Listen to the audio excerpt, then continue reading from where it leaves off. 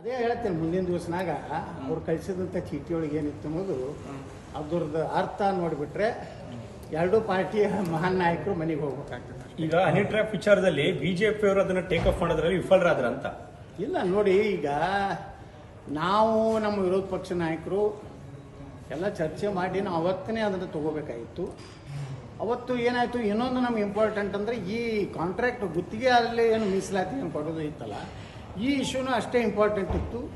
ಅದರ ಹಿನ್ನೆಲೆಯಲ್ಲಿ ನಾವು ಮರುದಿವಸ ಅದನ್ನು ಟೇಕ್ ಆಫ್ ಮಾಡ್ತೀವಿ ಹೊರತು ನಮ್ಮ ಪಕ್ಷದಿಂದ ಆಗಲಿ ಯಾವುದೇ ರೀತಿಯಿಂದ ಗೊಂದಲ ಇರಲಿಲ್ಲ. ವಿರೋಧ ಪಕ್ಷಗಳ ನಾಯಕರಿಗೆ ನಮ್ಮ ಎಲ್ಲರನ್ನೂ ಒಕ್ಕಟ್ಟಾಗಿಯೇ ಅದನ್ನು ಅಟ್ಯಾಕ್ ಮಾಡಿದ್ದು, ಅದರಲ್ಲಿ ಯಾವುದೇ ರೀತಿ ಗೊಂದಲ ಇಲ್ಲ. ನಾವು ಟೇಕ್ ಆಫ್ ಮಾಡಲಿಕ್ಕೆ ಮತ್ತೊಂದು ಮಹತ್ವದ ಒಂದು ಇದನ್ನು ಹೋಗಬಾರ್ದು ಅಂತೇಳಿ ಎರಡೂ ಕೂಡ ನಾವು ಅಟ್ಯಾಕ್ ಮಾಡಿದ್ವಿ.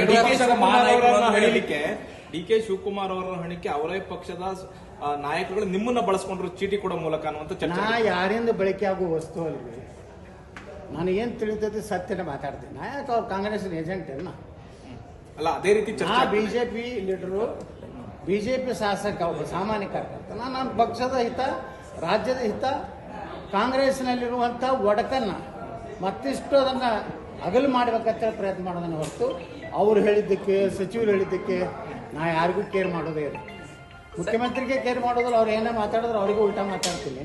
ನಾ ಯಾಕೆ ಒಬ್ಬ ಸಚಿವರು ಮಾತು ಕೇಳಿ ಮಾಡ್ರಿ, ನಾನು ಸಣ್ಣವ, ನಾನು 30 ವರ್ಷ 6 ಸಲ ಜನಪ್ರತಿನಿಧಿ ಆಗಿಲ್ಲ. ಈಗ ಇಬ್ರು ಮಹಾನಾಯಕರು ಮನೆ ಹೋಗ್ತಾರೆ ಅಂತಂದ್ರೆ, ಒಬ್ರು ಡಿ ಕೆ ಶಿವಕುಮಾರ್ ಮತ್ತೊಬ್ರು ವಿಜೇಂದ್ರ ಅವರ.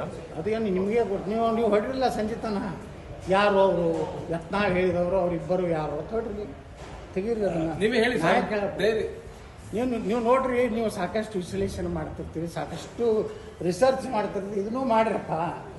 ನಮ್ಗೇನಾಗೈತೆ ಅಂದ್ರೆ ಈ ಹನಿ ಟ್ರ್ಯಾಪ್ ಅನ್ನೋಂಥದ್ದು ಜನಪ್ರತಿನಿಧಿಗಳನ್ನ ಬ್ಲ್ಯಾಕ್ ಮೇಲ್ ಮಾಡೋಂಥ ಕೆಟ್ಟ ಸಂಸ್ಕೃತಿ ಕರ್ನಾಟಕದಲ್ಲಿ ಬೇಕು. ಇದು 10-15 ವರ್ಷದಲ್ಲಿ ನೋಡಿ, ಹೋರಾಟ ಮಾಡೋಣ.